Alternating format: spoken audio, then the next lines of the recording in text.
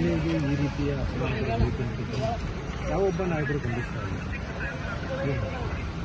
ನೋಡಿ, 2 ದಿನ ಬಹಳಷ್ಟು ಸ್ವಲ್ಪ ನೋಡಕ್ಕೆ ಶರಣಾಗಿದೆ. ಯಾಕಂತಂದ್ರೆ ನನಗೆ ಒಂಥರ ಶಾಕಿಂಗ್ ನ್ಯೂಸ್. ಯಾವತ್ತೂ ಕೂಡ ಯಾರ ಕಡೆಯಿಂದ ಸರಿದ್ರು ಅಂತ ಅನಿಸ್ಕೊಂಡಿಲ್ಲ. ಯಾಕಂದ್ರೆ ಅನ್ಯಾಯದ ವಿರುದ್ಧ ಹೋರಾಟ ಮಾಡಿಕೊಂಡು ಇಲ್ಲಿವರೆಗೆ ಬಂದಿದ್ದೀನಿ. ನನ್ನ ಕರಿಯರ್ ಏನು ರೆಡ್ ಕಾರ್ಪೆಟ್ ಏನಿಲ್ಲ, 26 ವರ್ಷ ಸಂಘರ್ಷ ಮಾಡಿ ಈ ಮಟ್ಟಕ್ಕೆ ಬಂದಿದ್ದೀನಿ. ಆದರೆ ಬಿಜೆಪಿಯ ಎಲ್ಲ ನಾಯಕರನ್ನ ನೋಡಿದ್ರೆ ನನಗೆ ನಿಜವಾಗ್ಲೂ ಒಂದ್ ಕಡೆ ಅವ್ರ ಬಗ್ಗೆ ಮರುಕುಟ್ಟುತ್ತೆ. ಇನ್ನೊಮ್ಮೆ ಹೇಳಬೇಕು ಅಂದ್ರೆ ನಾಚಿಕೆ ಆಗುತ್ತೆ.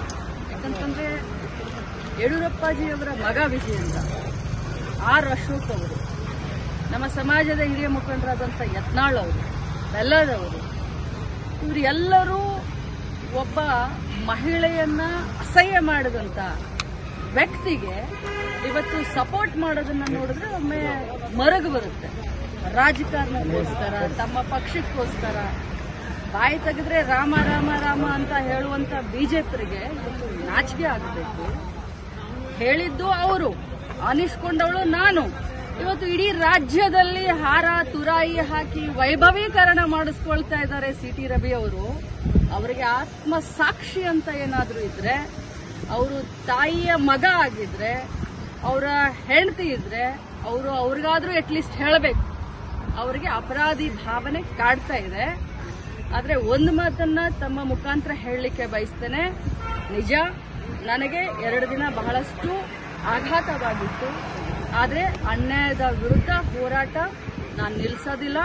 ಮತ್ತೆ ನಾನು ಸಭಾಪತಿಯವರಿಗೆ ಮನವಿಯನ್ನ ಕೊಡ್ತೀನಿ. ಯಾಕಂತಂದ್ರೆ ಅವರು ತಮ್ಮ ಮಾಧ್ಯಮದಲ್ಲಿ ನೋಡಿದ್ದೀನಿ, ಅವ್ರು ಹೇಳಿದ್ದಾರೆ, ಇವತ್ತು ಬೆಳಗ್ಗೆ ಹೇಳಿದ್ದಾರೆ, ನಿನ್ನೆ ಹೇಳಿದ್ದಾರೆ, ನಮ್ಮ ಸದನದಲ್ಲಿ ನಮ್ಮ ಏನು ರೆಕಾರ್ಡಿಂಗ್ ಇದಿರುತ್ತೆ ಅದು ಮ್ಯೂಟ್ ಆಗಿತ್ತು, ನನಗೆ ಬರಲಿಲ್ಲ, ಆದ್ರೆ ಮಾಧ್ಯಮದಲ್ಲಿ ಇದೆ ಅಂತ ಹೇಳಿದ್ದಾರೆ. ನನ್ನ ಹತ್ರ ಕೂಡ ಸಾಕ್ಷಿ ಇದೆ, ನಾನು ಕೂಡ ಸಾಕ್ಷಿಯನ್ನ ರಿಲೀಸ್ ಮಾಡ್ತೀನಿ.